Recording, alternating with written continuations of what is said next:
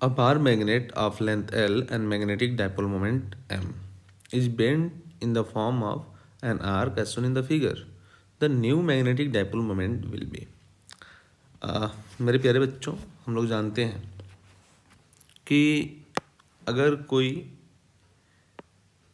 एक dipole moment बनाना है तो इसमें अगर मैं बार मैग्नेट की बात करूं तो ये नॉर्थ और ये साउथ, नॉर्थ का हम पोल स्ट्रेंथ प्लस एम से दिखाते हैं, इसको माइनस एम से दिखाते हैं। अगर ये लेंथ एल पे हो तो इसका डाइपोल मोमेंट की बात करें तो एम की value, dipole moment capital M से लिखते हैं, इसकी वैल्यू एम इंटू एल होती है।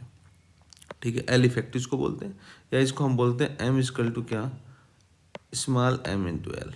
ठीक है, या फिर हम इसको ऐसे डायरेक्ट लिख दें, हम इसको ऐसे लिख दें कि जो डाइपोल मोमेंट है हमारा, जो हमारा डाइपोल मोमेंट है वो है एम इजकल टू क्या, स्मॉल एम पोल स्ट्रेंथ और उसके बीच का डिस्टेंस।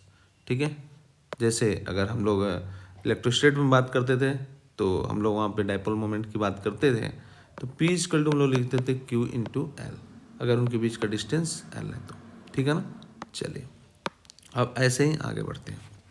अब कह रहा है कि इसको बेंड करके इस शेप में बना दिया जाता है। तो अगर ये आर है, ये आर है, ठीक है ना, इन दोनों को मिलाइए, इन दोनों पॉइंट को मिलाइए, देखिए क्या मिल रहा है। इन दोनों पॉइंट्स को मिलाइए, इन दोनों पॉइंट्स को मिलाया तो अगर ये दोनों साइड इक्वल है तो ये एंगल भी इक्वल होंगे, ये एंगल भी इक्वल होंगे, राइट। और ये एंगल कितना, अगर 60 डिग्री है तो ये भी कितना होगा 60 डिग्री, और ये भी 60 डिग्री। तो अगर ये आर है, ये आर है, तो ये भी कितना होगा, आर ही होगा। अब देखिए एंगल इजकल टू जो होता है मेरे प्यारे बच्चों, एंगल इजकल टू होता है आर्क अपॉन रेडियस। ठीक है, एंगल कितनी है यहाँ पे, पाई/3 यानी 60 डिग्री। ओके, आर्क की लेंथ जो है वो एल है, इसकी लेंथ देखिए, ये एल बताया था, एल लेंथ का, ठीक है, एल है। और रेडियस इसकी जो है वो कितनी है, रेडियस इसकी स्मॉल आर है।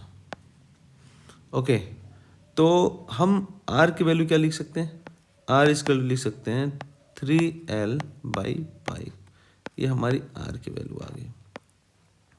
ओके, अब इसके लिए अगर मुझे डाइपोल मोमेंट लिखना हो तो एम इजकल टू कितना, पोल स्ट्रेंथ लिख लें, pole strength into L effective. तो पोल स्ट्रेंथ कितना है, स्मॉल एम, एल इफेक्टिव कितना है, आर। इसको वैल्यू रखें इसका तो एम इंटू आर की वैल्यू कितनी, 3L/पाई, या इसको ऐसे भी लिख सकते हैं 3ml/पाई। अब देख पा रहे हैं कि ये जो ml है, ये ml, ये क्या बना रहा है, ये क्या है, इसकी वैल्यू कैपिटल एम के बराबर है, यानी पोल स्ट्रेंथ। तो हम इसको लिख सकते हैं 3M/पाई, यानी option number 1 is the correct option. Okay, option number 1 is the correct option. ये रहा आपका आंसर।